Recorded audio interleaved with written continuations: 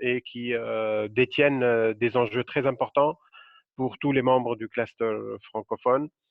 Le webinaire donc vise à renforcer les capacités des participants en introduisant aux méthodes d'atténuation des gaz à effet de serre et leur prise en compte dans les scénarios et dans l'ajustement des objectifs de la CDN. Ça permettra de pouvoir décider sur quel outil prospectif utiliser. Et puis, ça permettra de tirer un meilleur parti du réseau d'experts francophones qui s'est constitué au fil des ateliers du cluster en vue de renforcer les échanges d'informations et de bonnes pratiques entre ses membres. Alors, ce webinaire va durer 1 heure. On l'a déjà recommandé pour garantir la qualité de la transmission et des échanges. Il est préférable de désactiver la caméra. Vous voudrez bien aussi également désactiver le micro pour permettre le bon déroulement des présentations. Et puis, vous avez la possibilité de poser vos questions par écrit sur le chat au fur et à mesure du déroulement des interventions. Un espace de 15 minutes sera ouvert à la fin des présentations où les différents intervenants vont pouvoir répondre aux questions qui auront été écrites sur le chat. À la fin de ce webinaire, à la fin de chaque journée du webinaire, il y aura une évaluation, donc prière de répondre aux questions qui vont vous être présentées. Disons 5 minutes avant votre départ et avant la fin de la session. Autre élément, le webinaire, il sera totalement enregistré, partagé sur le site web et donc vous aurez la possibilité de le consulter, de consulter toutes les questions et toutes les présentations, ainsi que les réponses verbales qui auront été données aux questions posées. Une annonce, il y aura le 18/6 un webinaire sur l'article 6, défis et challenges pour l'Afrique. Donc, vous avez un lien qui vous permet d'aller vous enregistrer. C'est un webinaire qui ciblera un sujet très important qui va probablement figurer dans un des chapitres de votre INDC, votre participation à l'article 6 de l'accord de Paris. Donc, pour ce qui est de vos questions pendant le déroulement des interventions, vous pouvez les écrire directement sur le chat. Si le temps n'aura pas permis de répondre à toutes les questions, vous pouvez les envoyer, mettre sur le chat et on vous répondra via email. N'oubliez pas donc à la fin de compléter la petite évaluation sur ce webinaire. Ça va nous permettre d'améliorer le contenu et la manière et le fonctionnement de webinaire. Merci beaucoup. Si vous avez des questions, vous avez toujours le mail auquel vous pouvez adresser les questions. Et pour ce qui est de ceux qui ont été désignés pour le séminaire en Tunisie, lorsque le séminaire va être reprogrammé, nous vous enverrons des nouvelles sur comment et de quelle manière va se dérouler ce séminaire. Voilà, merci beaucoup pour votre attention et sans plus tarder, je voudrais passer la parole à Madame Camille Régnier de Belgique pour une petite présentation sur le rôle du partenariat. Camille, à vous la parole. Oui, bonjour, je vais partager mon écran. D'accord. Vous m'entendez? Oui.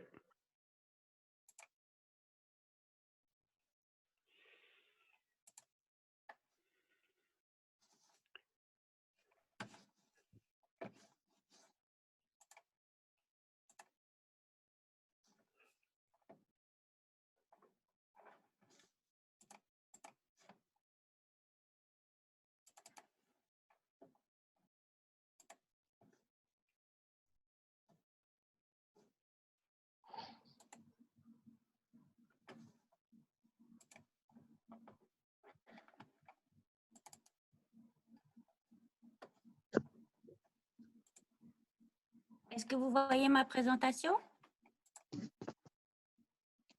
Oui. Oui. Oui. Oui. Oui, Camille, c'est bon. Oui. OK, parfait. Donc, chers participants, chers collègues, Au nom du cluster francophone, je vous souhaite la bienvenue à ces 3 jours de webinaire. Dans un premier temps, j'espère que vous vous portez tous bien ainsi que vos proches. Compte tenu des dispositions sanitaires suite à la crise du coronavirus, nous avons été contraints de postposer jusqu'à nouvel ordre l'atelier régional.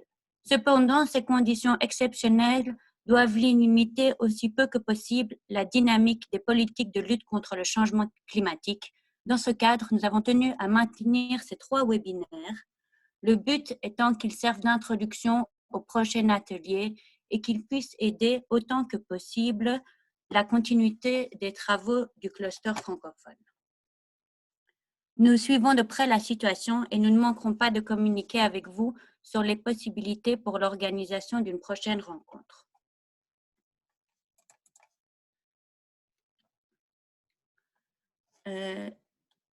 Le partenariat international sur l'atténuation et le MNV a été créé en 2010 par une initiative de l'Afrique du Sud, de la Corée du Sud et de l'Allemagne. Le cluster francophone du partenariat a été créé en 2013 en collaboration organisationnelle et financière avec les administrations belges, françaises et suisses. Le PNUD et la FAO ont rejoint l'équipe organisationnelle et financière plus tard. En 2016, le partenariat a été renommé le Partenariat sur la transparence dans l'accord de Paris.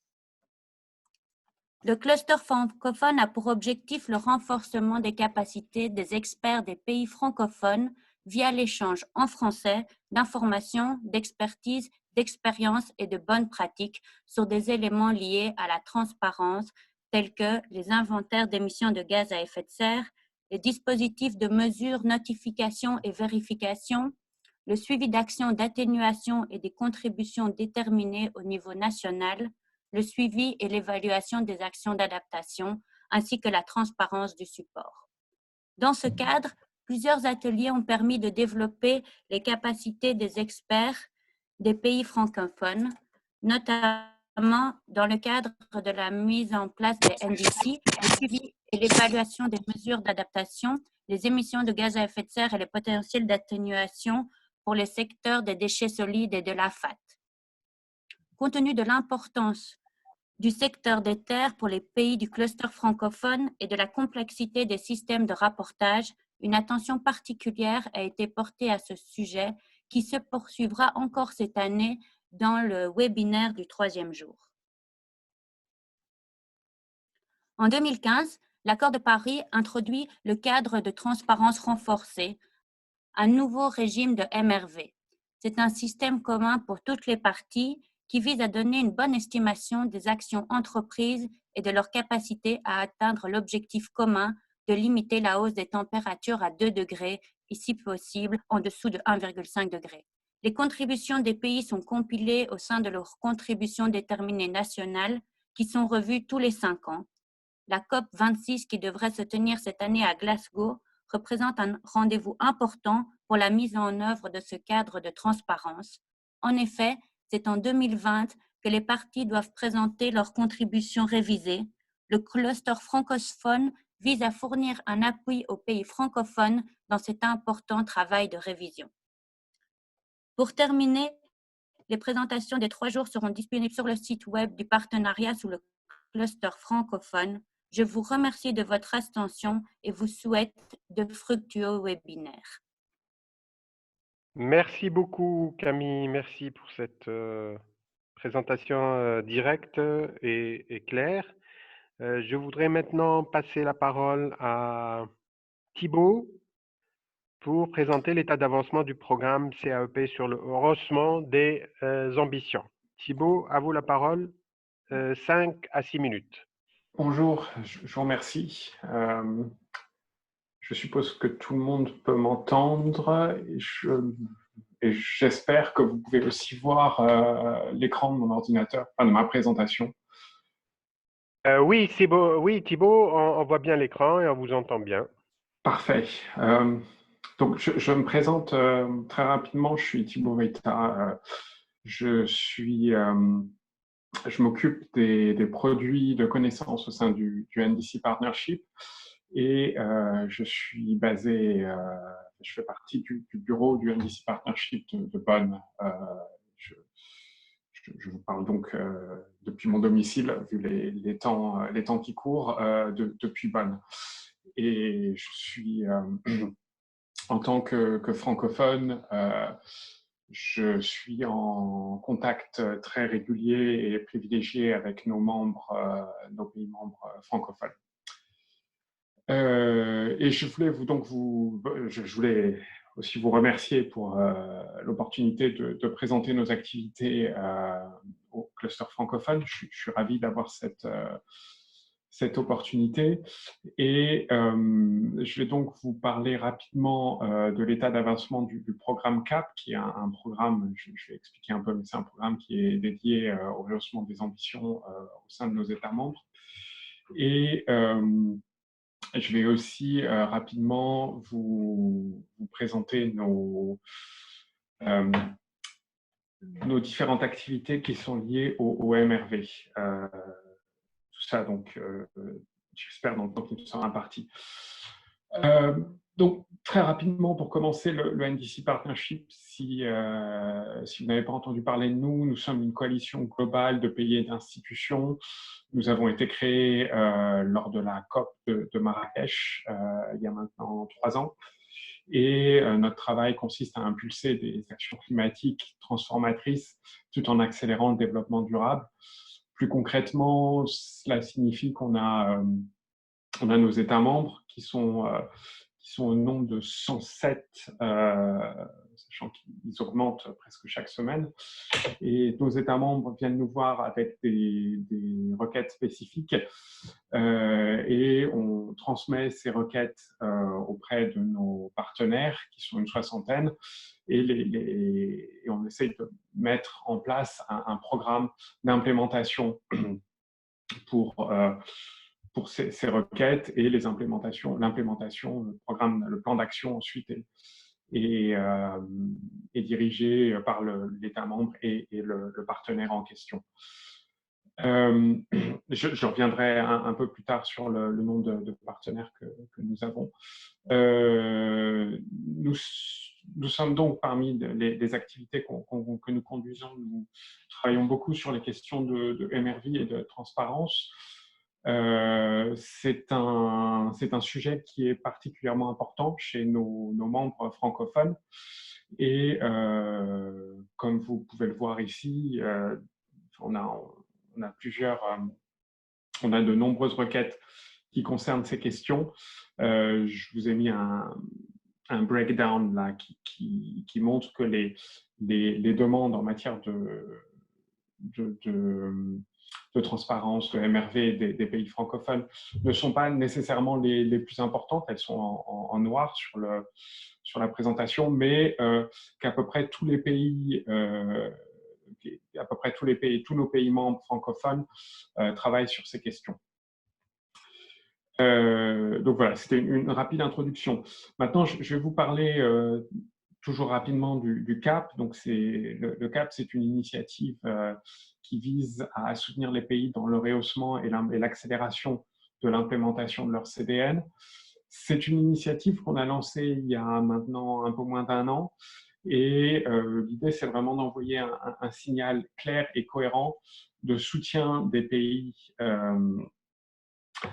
des pays dans le rehaussement de leurs ambitions. Et c'est un soutien qui est fourni à travers différentes ressources et expertises de nos membres, et en plus un fonds d'assistance technique qui vient soutenir nos partenaires dans le travail qu'ils effectuent avec nos États membres pour ces questions de rehaussement.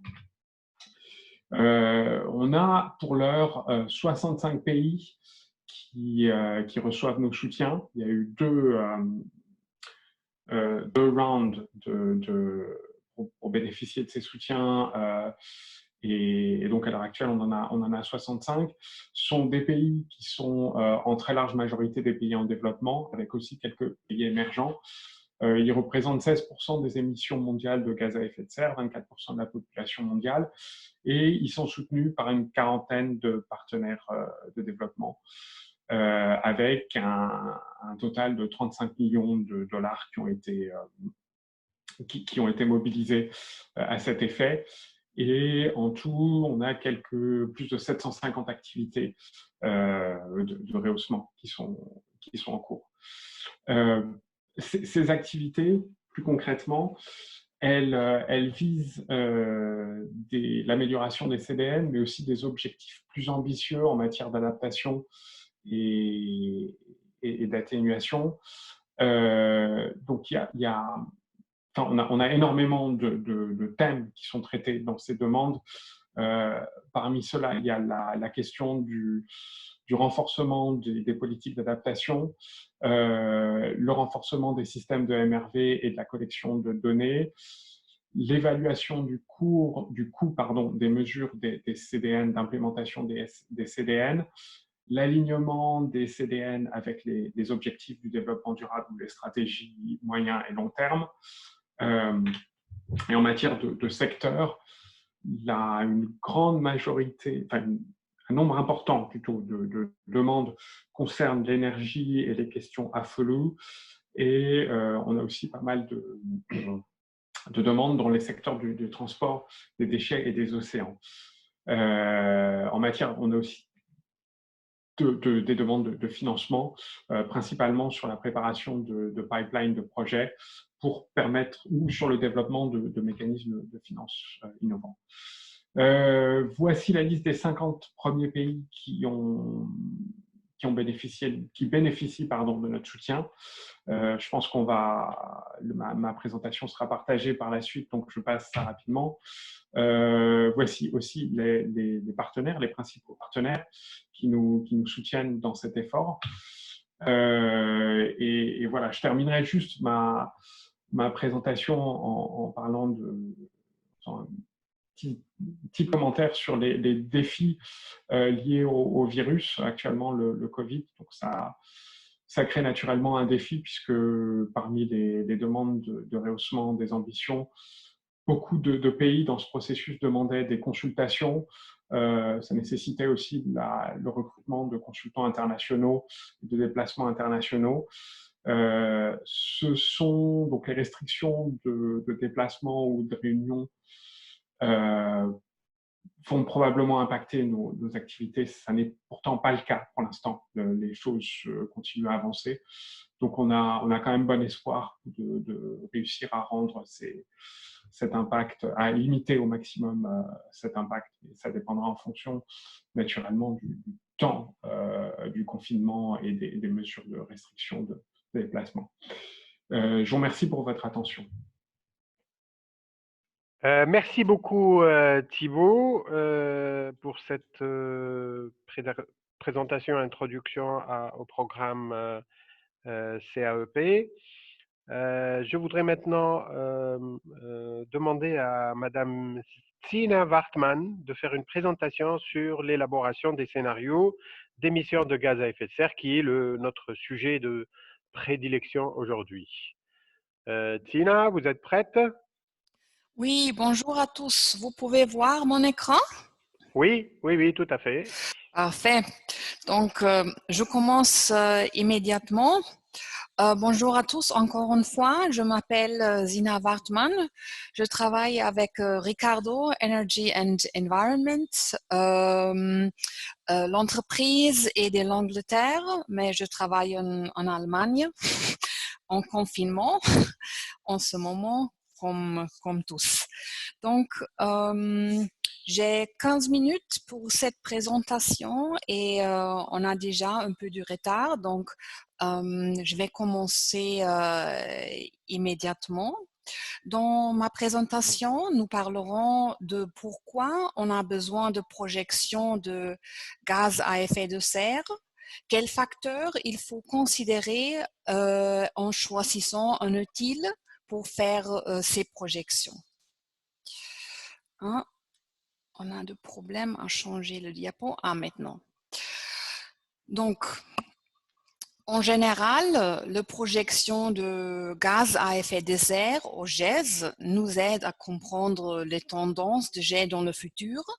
inclut les impacts, c'est-à-dire les réductions de notre mesure d'atténuation.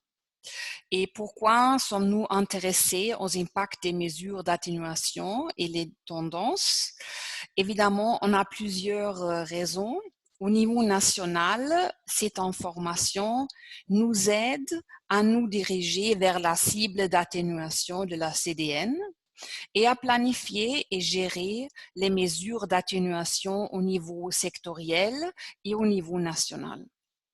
Au niveau international, les exigences du rapport de la CNUC sous forme de rapport biannuel actualisé au présent et sous forme de rapport biannuel des transparences à partir de 2024 nous demandent à fournir informations sur notre mesure d'atténuation. Le rapport biannuel de transparence nous demande aussi des informations sur les projections, mais ça n'est pas une exigence obligatoire. Avant d'en parler plus en détail du projection, un appel à la prudence. Projections ne peuvent pas prévoir l'avenir. Nos connaissances et nos suppositions changeront au fil du temps et les projections changeront avec eux. Mais les projections sont un outil qui nous aide à prendre le meilleure décision possible en présent sur base de l'information disponible au présent. Donc, comme exemple, sur la diapositive, vous pouvez voir la projection de CO2 des États-Unis au fil du temps. Donc, vous pouvez voir qu'ils ont changé beaucoup, mais ça n'est pas un problème, c'est complètement normal.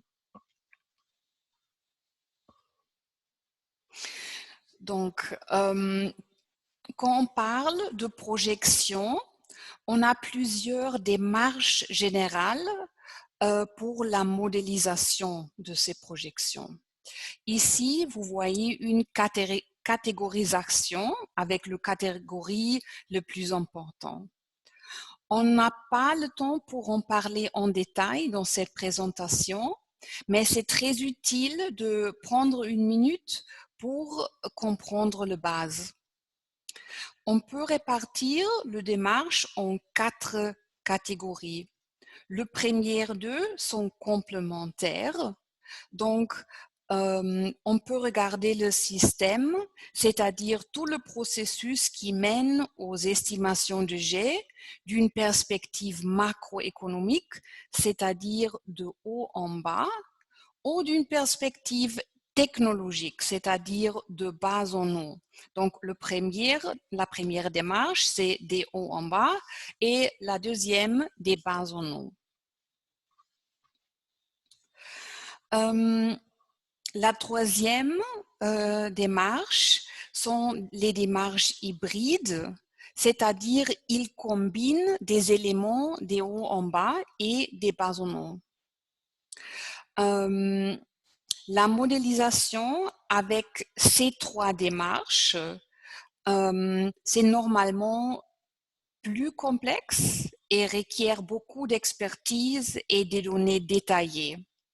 La 4e démarche s'appelle la démarche de comptabilisation et cette démarche, c'est un petit peu moins complexe parce que se focalise sur les impacts des actions de mitigation, d'atténuation, je suis désolée, que sur un système entier, parce que les premières 3 démarches se focalisent sur le système entier.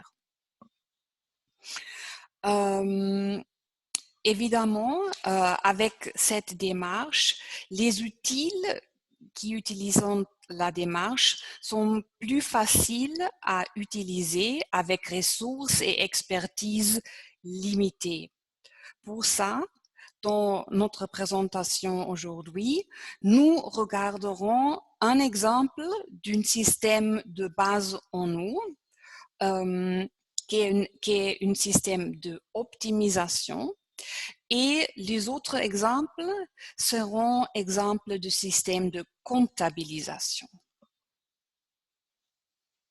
Donc, en choisissant un outil pour la modélisation, il faut tenir compte de plusieurs paramètres.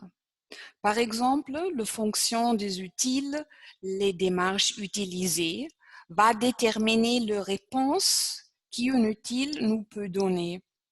On verra des exemples de ça plus tard. Il faut aussi tenir compte des ressources nécessaires sous forme de temps de personnel, de l'expertise nécessaire et des données nécessaires. On a aussi l'élément de coût. Certains logiciels sont gratuits, autres ont un coût de licence. Les modèles les plus complexes ont des exigences élevées par rapport au hardware nécessaire. Certains outils sont appropriés pour tous les secteurs, autres ont une portée sectorielle et autrefois, on va voir ça plus tard. Il faut aussi regarder l'horizon temporel qui se réfère au terme de la projection, par exemple 5 ans ou 50 ans, et pour quelle année de la trajectoire on veut faire l'estimation de la tendance, c'est-à-dire seulement pour une année ou pour toutes les années. Évidemment, certains outils sont plus appropriés pour commencer avec le projection, quand on n'a pas beaucoup d'expertise, pas beaucoup de ressources, et autres sont plus appropriés pour une connaissance et des ressources avancées. Certains outils offrent la flexibilité d'être utilisés à la fois avec des démarches et des données simples, mais aussi avec des démarches et données plus avancées. Et on parlera de ça aussi plus tard.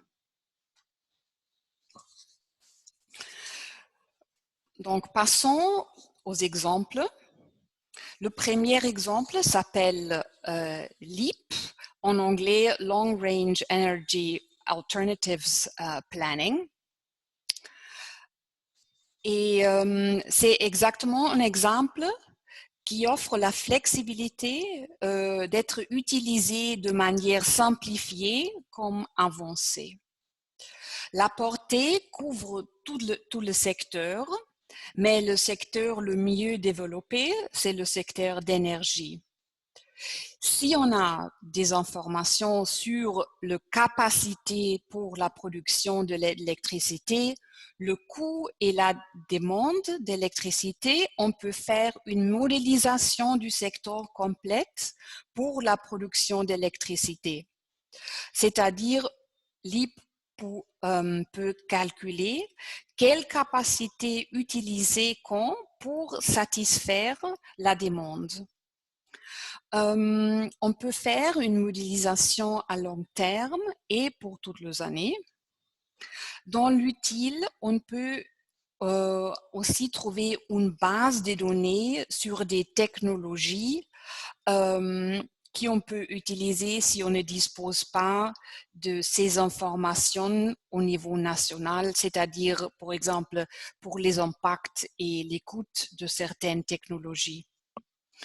On peut utiliser LEAP sur un ordinateur normal, donc on n'a pas des exigences de hardware élevées.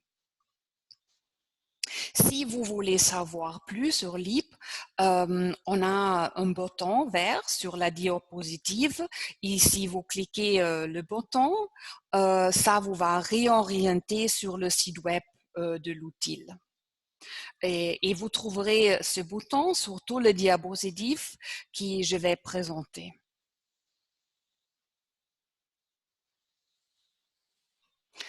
Le deuxième exemple s'appelle GACMO, en anglais Greenhouse Gas Abatement Cost Model. Et je pense que demain, on a une présentation entière sur GACMO. Donc, je vais seulement très rapidement dire quelque chose. L'outil a été développé par le UNEP DTU en utilisant la méthodologie du mécanisme du développement propre. C'est un outil assez simple à utiliser, basé sur Excel, et on peut le télécharger facilement du site web en utilisant autrefois le bouton vert. Avec cet outil, on peut très rapidement et facilement faire une première estimation des émissions au présent en utilisant informations sur, par exemple, la consommation d'électricité, la consommation des carburants et en utilisant des facteurs de croissance pour la projection dans le futur. Le logiciel inclut 100 actions d'atténuation du mécanisme de développement propre et on peut les utiliser directement avec des données par défaut. Donc, GACMO, c'est vraiment une outil qui permet de jouer très facilement avec des données par défaut, avec des actions de mitigation déjà pré-téléchargées, sans avoir beaucoup d'expertise. Mais attention, évidemment, parce que c'est une outil simple, c'est un petit peu plus approprié pour, je dirais, le moyen terme, 5 années à 10 années, quand on fait des projections. Times, c'est le logiciel le plus complexe qu'on va regarder aujourd'hui. C'est un système modélisation de base en eau et quand on a une cible d'atténuation définie, il nous peut aider à calculer comment on peut attendre ces cibles. Il nous fait avoir des conditions pour faire cette simulation, c'est-à-dire on a besoin de la demande énergétique dans le futur, les technologies qu'on veut utiliser, le coût, le système énergétique, tout ça. Finalement, la fonction peut être que si nous avons une cible, Times nous peut dire si une cible est faisable avec certaines conditions cadres comme la technologie ou le coût. Évidemment, pour ces types de modélage, on nécessitait plus d'expertise et données et ressources qu'avec des autres logiciels. Donc, normalement, Time est utilisé dans des universités. Ce n'est pas quelque chose qu'on peut rapidement télécharger et utiliser directement.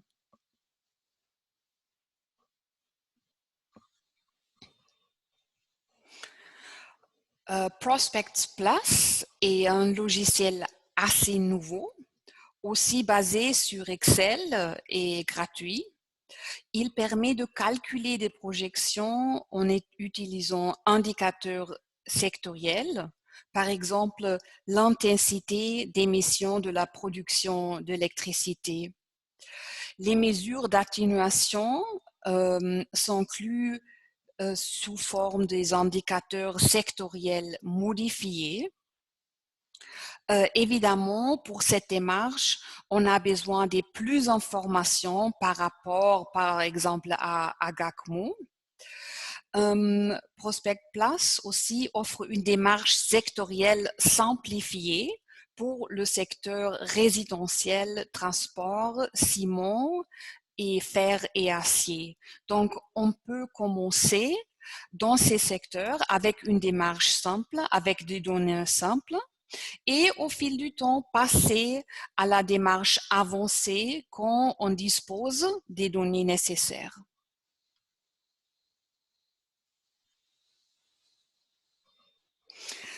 Finalement, on regarde un logiciel avec une portée sectorielle exacte qui a été développé par la FAO. C'est focalisé sur l'agriculture, la foresterie et l'affectation de terre. Autrefois, l'outil s'est basé sur Excel. On le peut télécharger sur le site web de la FAO gratuitement. Il aide l'utilisateur à trouver les données nécessaires et aussi offre de données par défaut de la FAO. Autrefois, c'est un outil simple, c'est-à-dire on peut le télécharger et si on a une connaissance du secteur en général, on peut l'utiliser très rapidement.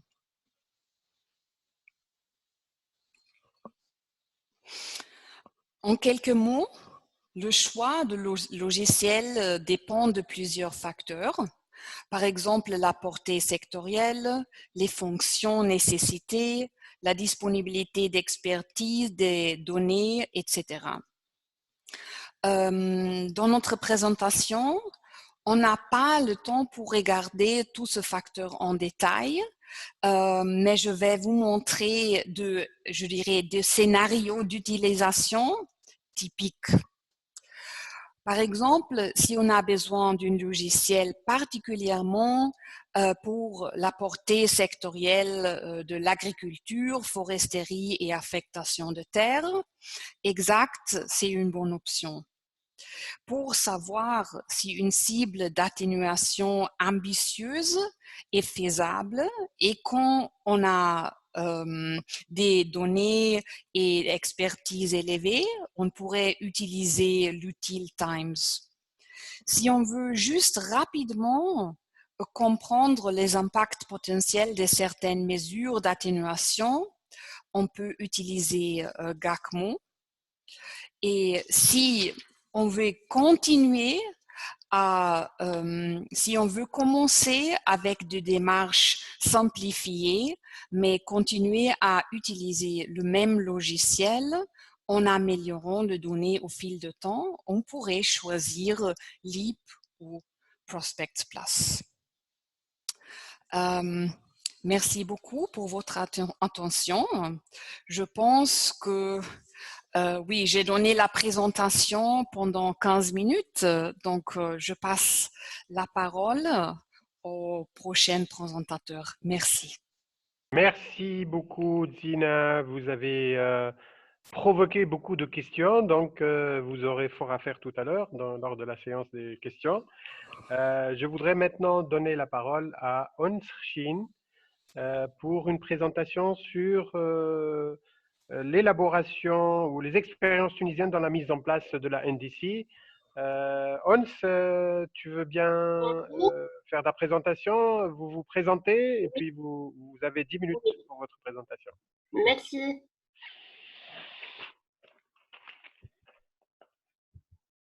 Vas-y, Ons. Bonjour, je me présente. Donc, je suis Ons Shin, je travaille à l'Agence nationale pour la maîtrise de l'énergie.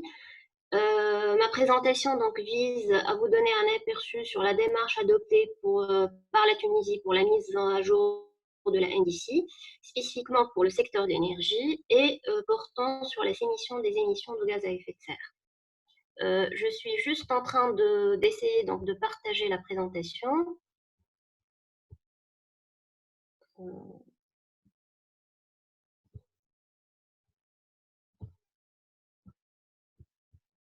Voilà. Ons, tu vas vers partager l'écran et puis tu suis les instructions pour pouvoir le faire. Oui, j'ai suivi les mêmes instructions de l'autre fois, sauf que dans fenêtre de l'application, je ne peux pas partager ma présentation. Dans la fenêtre, il faut aller vers l'endroit où il y a ton PowerPoint qui va apparaître devant toi à l'écran. Ouais.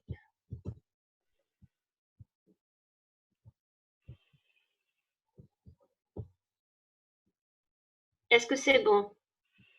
Non, Ons, je ne vois pas. Ah, c'est bon. C'est bon, ça Voilà. va. Ok, très bien.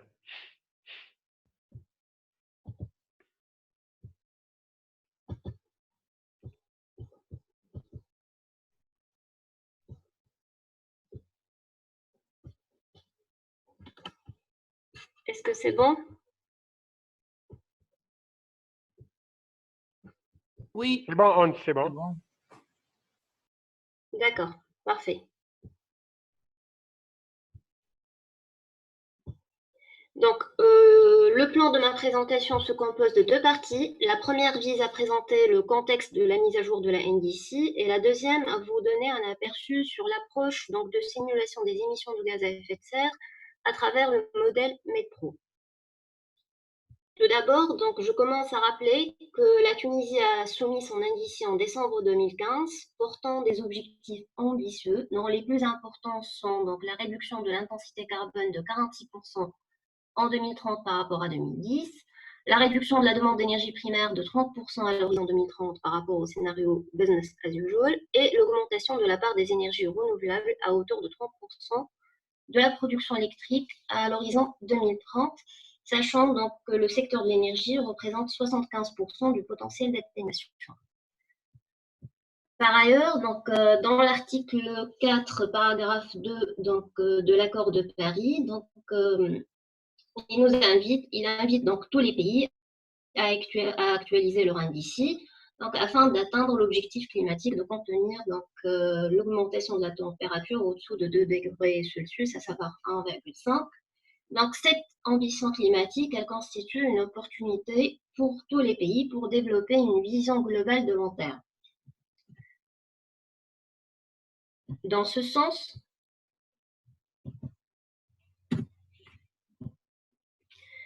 donc, le ministère des Affaires locales et de l'Environnement a entrepris l'initiative d'organiser plusieurs réunions en fin l'année 2019 en collaboration donc, avec le Programme des Nations Unies pour le développement pour établir des recommandations quant à l'élaboration de la feuille de route pour la mise en œuvre de la CDN. Suite auquel 2 appels d'offres ont été lancés pour la mise à jour de la NDC tunisienne, un appel d'offres sur l'atténuation basé sur tous les secteurs confondus et un appel d'offres sur l'adaptation. Donc, ainsi, en ratifiant donc l'accord de Paris, la Tunisie doit accélérer le processus de sa transition énergétique donc, afin d'atteindre les objectifs qu'elle a formellement fixés dans son indice.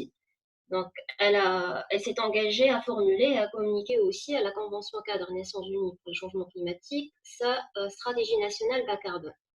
Dans ce sens, donc, l'ANME, l'Agence nationale pour la maîtrise de l'énergie, elle s'est lancée dans un processus de préparation de la SNBC dans le secteur de l'énergie. Donc, toutefois, la vision globale doit prendre en considération le renforcement de la cohérence entre la politique publique de développement socio-économique et la politique climatique en matière d'atténuation.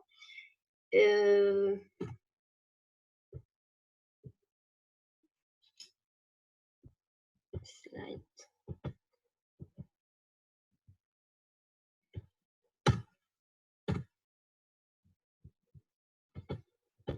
Excusez-moi, je n'arrive pas à passer au slide suivant.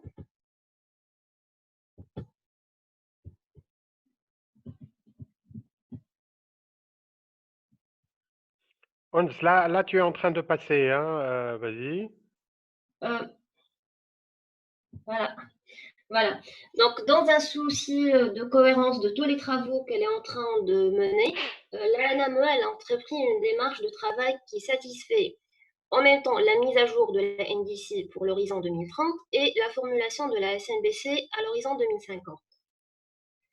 Dans ce sens, pour établir donc, la vision à long terme, il faut disposer au préalable d'un scénario socio-économique.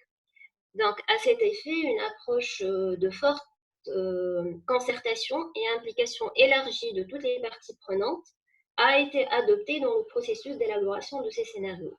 Donc, on a mis en place un groupe de travail prospectif de scénarios socio-économiques pour mener une réflexion approfondie sur l'évolution de l'économie aux horizons choisis. Une fois donc le cadrage macroéconomique est réalisé, on est passé à la préparation donc, des scénarios énergétiques et d'atténuation de gaz à effet de serre dans le secteur de l'énergie. on a adopté la même démarche, c'est-à-dire en créant un autre groupe de travail prospectif constitué des sous-groupes sectoriels concernés, industrie, à savoir l'industrie, bâtiment, transport, secteur électrique et production des hydrocarbures. Ainsi, les scénarios des émissions de gaz à effet de serre du secteur de l'énergie sont définis à travers les scénarios énergétiques sous-jacents, eux-mêmes déterminés donc selon les quatre axes clés, à savoir donc l'efficacité énergétique, les énergies renouvelables, l'électrification des usages et la sobriété énergétique. Ce qu'il faut donc noter que les travaux de la SNBC et de la NDC seront basés sur les mêmes scénarios socio-économiques, énergétiques et climatiques, mais c'est juste les horizons qui diffèrent. Je passe maintenant donc à la deuxième partie de ma présentation, qui est de donner un aperçu sur l'approche de simulation des émissions de gaz à effet de serre à travers le modèle MEDPRO. Donc, MEDPRO, MEDPRO est un modèle de simulation de la demande d'énergie finale par secteur et forme d'énergie et usage. Il se base sur une approche bottom-up de désagrégation très fine et il demande trois types de données qui sont nécessaires pour sa structuration et calibration, donc des données socio-économiques, des données énergétiques, bilan énergétique et compte sectoriel, et des données technico-économiques. Donc, c'est pour cette raison donc, que le système d'information mis à la NME, qui est NRInfo, constitue une base de données rétrospective assez riche qui englobe plusieurs indicateurs économiques, énergétiques et environnementaux, ainsi que des chiffres clés qui peuvent donc alimenter la structuration du modèle.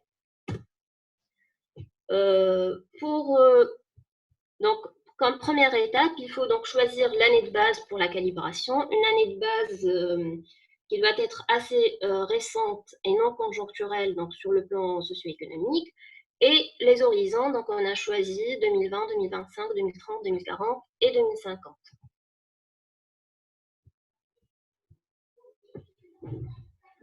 Ensuite, il s'agit donc d'établir le scénario socio-économique basé donc sur les données, donc comme je l'ai mentionné tout à l'heure, la population, les ménages, les valeurs ajoutées des secteurs, ainsi que les scénarios énergétiques. Donc deux scénarios, un scénario de référence ou business as usual, donc qui traduit. S'il te plaît, tu as encore 2 minutes. Hein, tu as déjà. D'accord. Qui traduit donc un scénario de référence qui traduit la poursuite des politiques donc, actuelles de maîtrise d'énergie, et un scénario volontariste qui est compatible donc, avec les engagements pris à l'égard de l'accord de Paris et qui vise donc la décarbonisation progressive de l'économie tunisienne. Donc, MEDPRO, c'est un outil de planification, donc, comme je l'ai mentionné, qui permet la projection à long terme de la demande d'énergie finale par secteur, par usage et par forme d'énergie, et qui permet aussi la projection des émissions de gaz à effet de serre. Donc, une des agrégations de la demande d'énergie finale pour les 5 secteurs. Donc, pour le secteur de l'industrie, donc, on se focalise sur les branches industrielles et spécifiquement sur les industries grosses consommatrices d'énergie. Pour le résidentiel, donc, on s'intéresse donc aux différents usages des ménages. Pour le transport, donc, on se focalise donc, sur les principaux déterminants donc, de la demande d'énergie pour le secteur transport pour les 4 modes et un focus spécifique pour le mode routier. Pour résumer, donc, la simulation des émissions de gaz à effet de serre qui se fait donc, à l'aide de l'outil MEDPRO se fait selon 3 étapes. On simule tout d'abord, donc le modèle simule tout d'abord la demande d'énergie finale, consommation d'énergie finale par secteur, par forme d'énergie et par usage. Ensuite, en rajoutant des hypothèses d'évolution des paramètres du secteur électrique et de l'approvisionnement, on obtient donc les bilans énergétiques complets. Ensuite, le modèle à partir donc, de la demande d'énergie primaire. Et en utilisant les facteurs d'émission donc, de l'IPCC, on obtient donc des bilans prospectifs des émissions globaux et par secteur et par usage. Merci pour votre attention. Je reste à votre disposition s'il y a d'autres informations. S'il y a d'autres questions. Merci beaucoup, Ons. Donc, avec Ons, on achève la série de présentations. On va maintenant entamer pendant 20 minutes les échanges ou les réponses aux questions qui ont été posées au fur et à mesure. Julien, est-ce que Julien est dans les parages? Oui. Julien, j'ai pris note de mon côté, mais est-ce que toi-même tu as pris note des questions qui ont été posées sur le chat? Pas spécifiquement, mais ma présentation, je pensais que c'était pour ça que tu m'interpellais. Ah, d'accord. Alors, tu avais une petite présentation sur… Ouais, c'est juste pour faire une petite annonce. Je vais essayer d'être le plus rapide possible. Vas-y. Est-ce que je peux partager mon écran? Bien sûr, oui.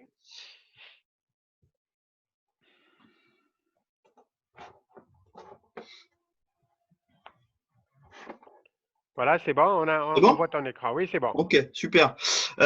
Bonjour à toutes et à tous. Voilà, Julien Vincent, on se connaît pour un certain nombre d'entre vous, parce qu'on s'est déjà croisés. C'était juste pour vous rappeler un petit point qui est important, notamment dans la situation actuelle dans laquelle on ne peut pas se déplacer, effectivement. Peut-être que vous vous rappelez qu'en 2019, il y a eu un service de questions-réponses qui avait été lancé justement par le cluster francophone et soutenu par les Suisses et les Belges notamment, avec le soutien de la GIZ également. Et donc, ce soutien à distance, ce service questions-réponses continue en fait en 2020, voire 2021. Et donc voilà, c'est juste pour vous dire un petit peu comment ça va fonctionner. Donc en fait, c'est un soutien sur la partie MRV, donc soit de l'inventaire, soit de l'atténuation, donc MNV en français, qui concerne les inventaires, les scénarios de référence et atténués, et puis essentiellement dans le cadre de l'actualisation ou du rehaussement des CDN. Et en fait, l'année dernière, il n'y avait que quelques secteurs qui étaient couverts. Cette année, c'est étendu à tous les secteurs, donc énergie, procédés industriels, afflux et déchets. Donc après, il y a une présentation de tout ce que ça peut comprendre en termes de mesures, de notification et de vérification, mais notamment en termes de QAQC, en termes de vérification. Voilà juste la démarche. Et puis après, vous pourrez nous redemander en direct. Mais la démarche, en gros, il y a un formulaire qui est prêt.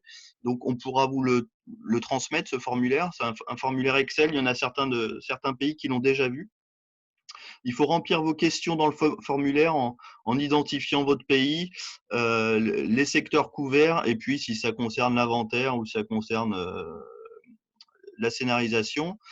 Il faut poser une question assez claire et en gros, ce formulaire est ensuite transmis via ce mail info@transparencypartnership.net et il y a une validation sur l'éligibilité de la question par la GIZ en fait. Et donc, si la question est éligible, elle est ensuite transmise au CITEPA qui verra s'il peut y répondre, mais on espère qu'on pourra répondre à la majorité des questions, bien sûr.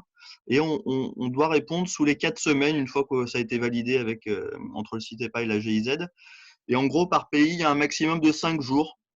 Donc, c'est comme un compteur, hein, vous pouvez poser des questions. Nous, on travaille 5 jours sur votre question au maximum. Parfois, ça peut être un jour.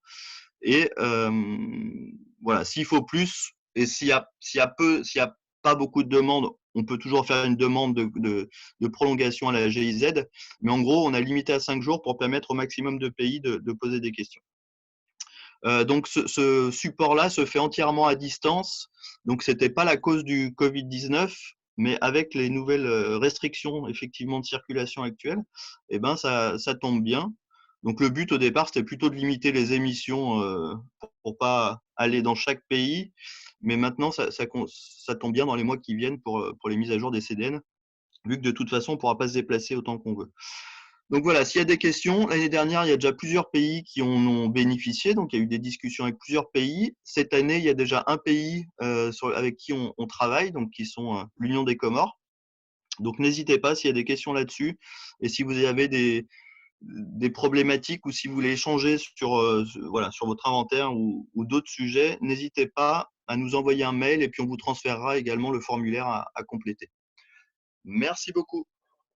Merci beaucoup, Julien. On va entamer maintenant la séance de questions. Julien, tu peux rester à l'écoute parce qu'il y a une question à laquelle tu pourrais éventuellement répondre. C'est est-ce qu'il y a un logiciel qui permettrait de travailler sur les catégories clés? Voici la question qui était posée tout à l'heure. Un logiciel qui permettrait de travailler sur…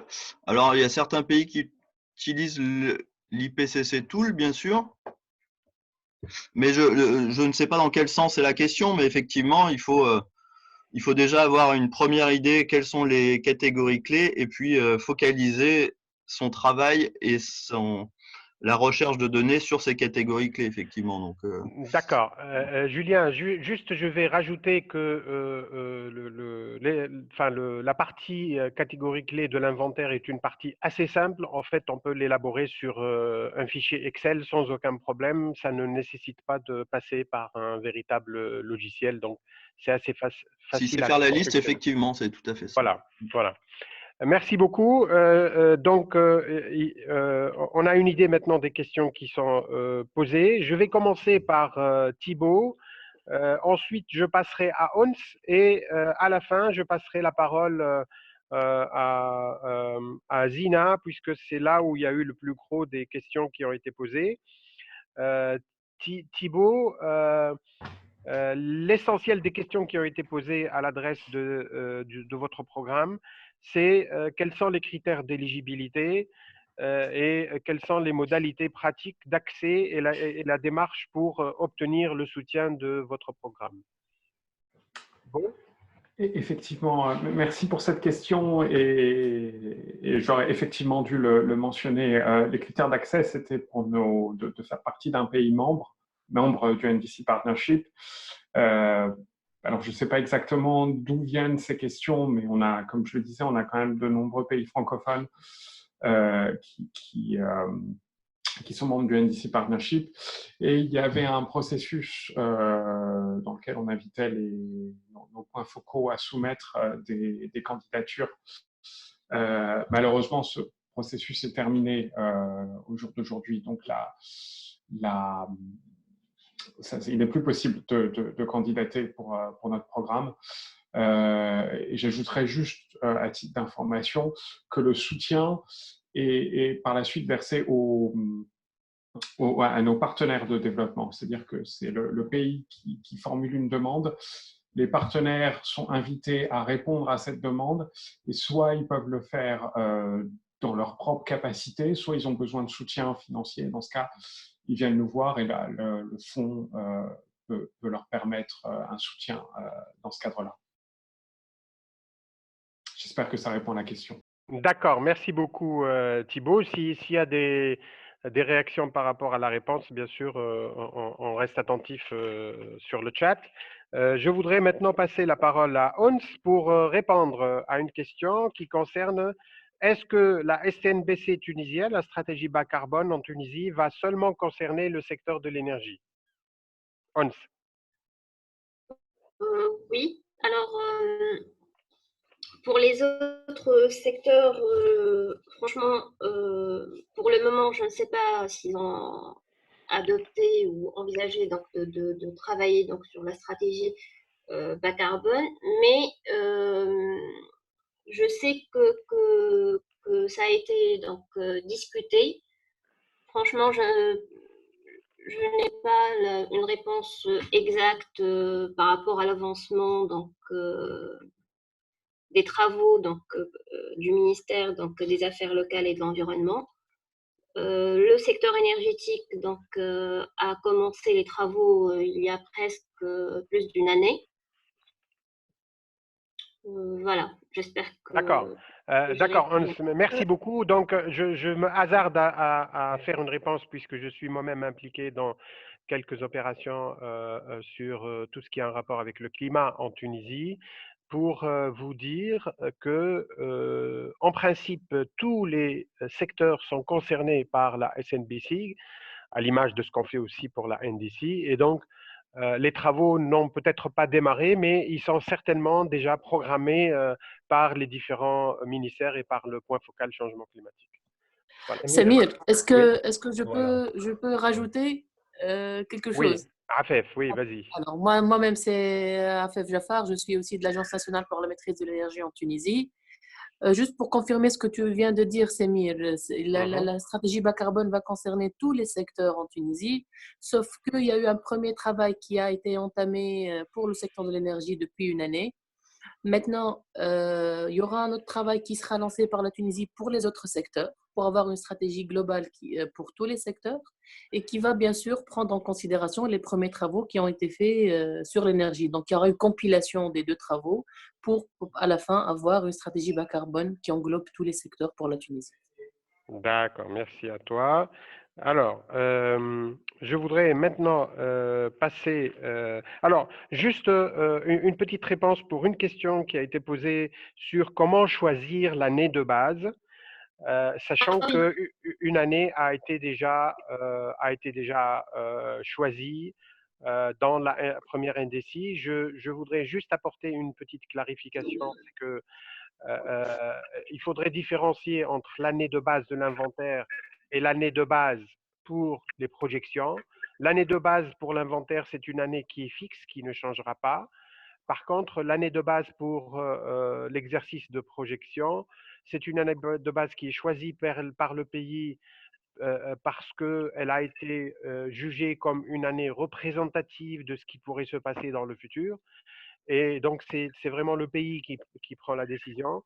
Pour les nouvelles NDC, le pays a la possibilité soit de reprendre la même année de base, soit, compte tenu des changements de circonstances, de choisir d'autres années de base que le pays pense représenter et refléter le mieux le prolongement des tendances dans le pays. Donc, c'est vraiment un choix réfléchi au niveau du pays. Il n'y a pas de, disons, d'instructions définitives sur comment le faire. Merci beaucoup. Je vais maintenant passer la parole à Zina qui a beaucoup de questions. Zina, je vais te passer la parole. Est-ce que tu veux que je te récite cinq questions déjà pour que tu puisses y répondre? Oui, donc merci beaucoup. Miyako m'a envoyé une liste D'accord. des questions, mais si tu as de préférences, comme on a déjà un peu de retard et je pense qu'on ne peut pas répondre à toutes les questions. Donc, si tu as des préférences… Je vais te les dire sur les principales, disons, les principaux thèmes des questions. Alors, bon, une question qui se répète, quels sont les logiciels les plus performants? Parce que Zina, tu as présenté en fait plusieurs options de logiciels et les participants ne peuvent pas se prononcer sur quel serait le plus pertinent. Donc, la question est quels sont les logiciels ou le logiciel qui vous semble le plus approprié pour les travaux prospectifs? Alors, il y a une question qui concerne si on veut faire des projections réalistes, est-ce qu'elles dépendent à la fois des mesures et des politiques implantées et des hypothèses? Alors, quelqu'un a posé la question de savoir est-ce qu'il valait mieux choisir LIP ou GACMO. Alors, allez-y, Zina, et puis je vous dirai les autres questions par la suite. Oui, mais moi, j'ai les questions ici dans un email, donc pas de souci.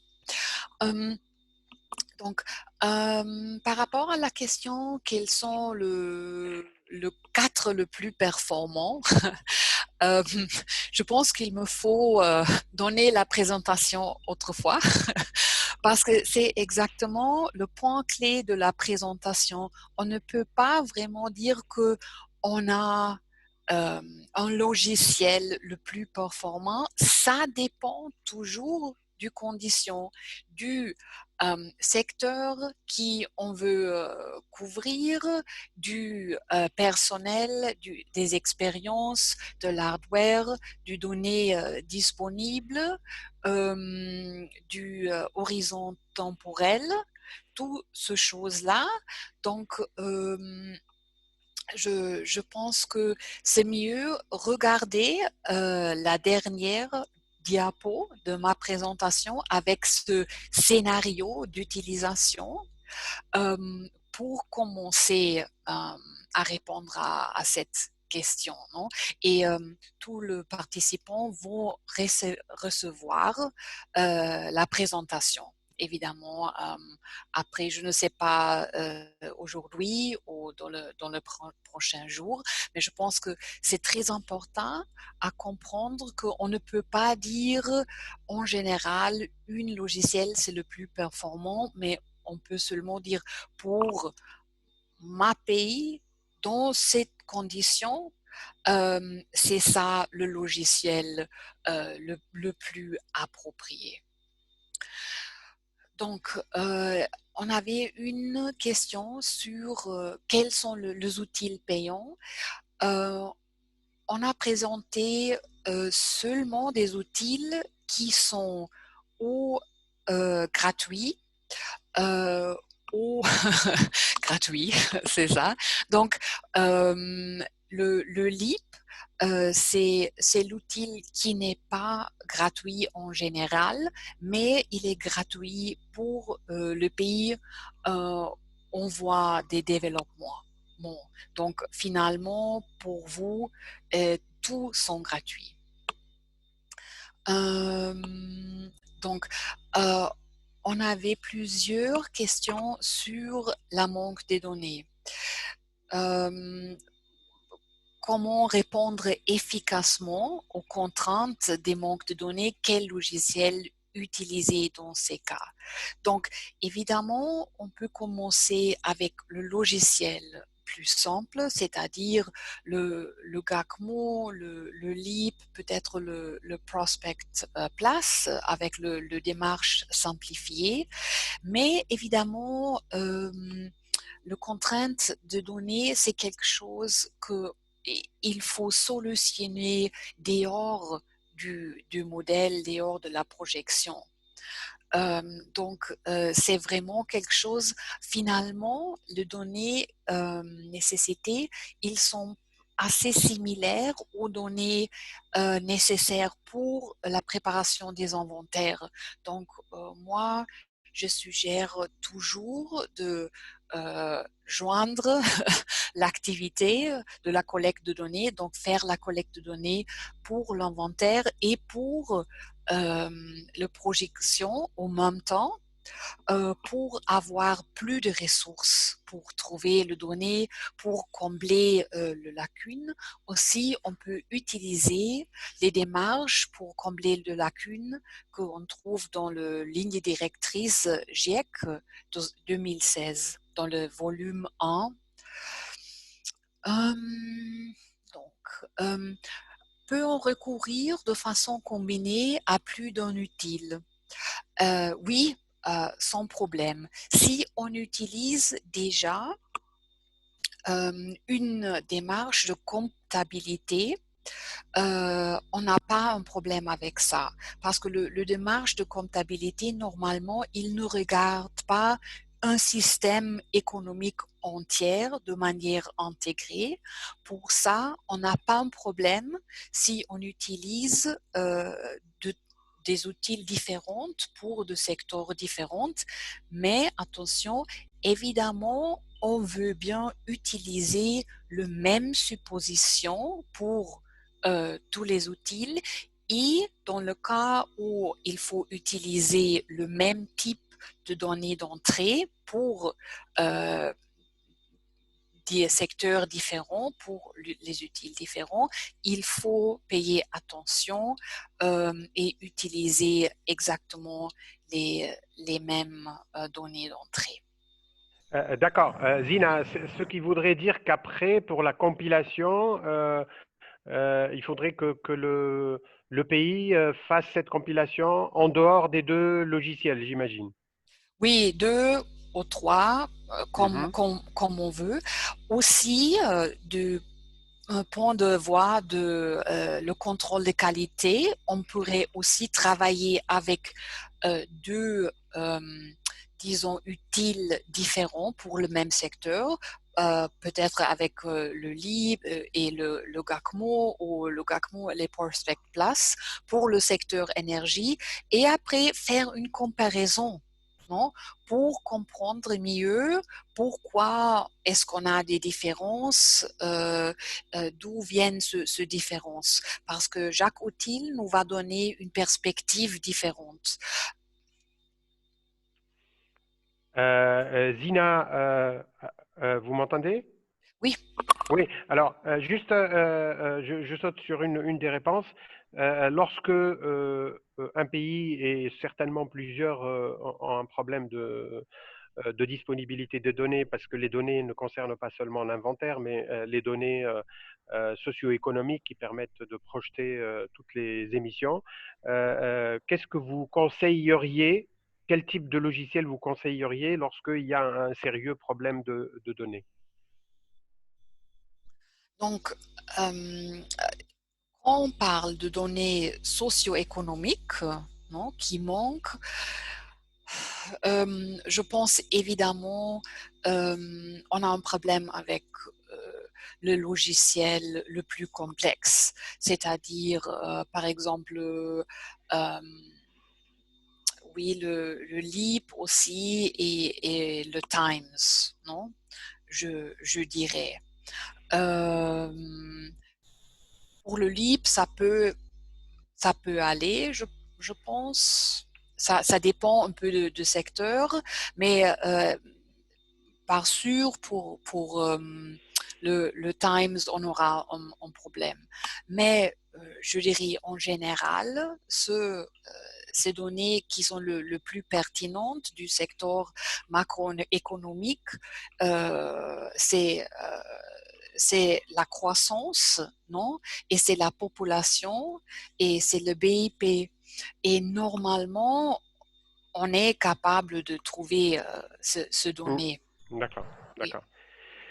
D'accord, merci beaucoup. Je pense que on a fait un bon tour d'horizon sur les questions. Donc, les participants, vous avez toujours la possibilité d'envoyer des questions, notamment à l'adresse de Julien, mais on reste à l'écoute pour éventuellement répondre à d'autres questions dans le cadre de ce webinaire. On va maintenant procéder à la clôture de ce webinaire d'aujourd'hui.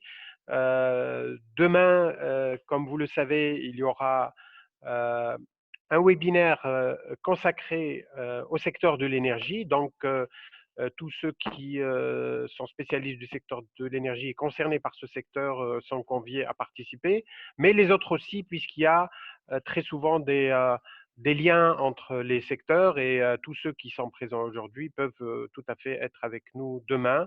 Ce sera la même heure de démarrage qu'aujourd'hui. Merci beaucoup pour votre participation. Avant de sortir, s'il vous plaît, n'oubliez pas de faire l'évaluation de la séance d'aujourd'hui. Vous avez un écran qui sort, donc vous pouvez cliquer votre réponse en fonction de l'avis que vous voulez porter à la session d'aujourd'hui.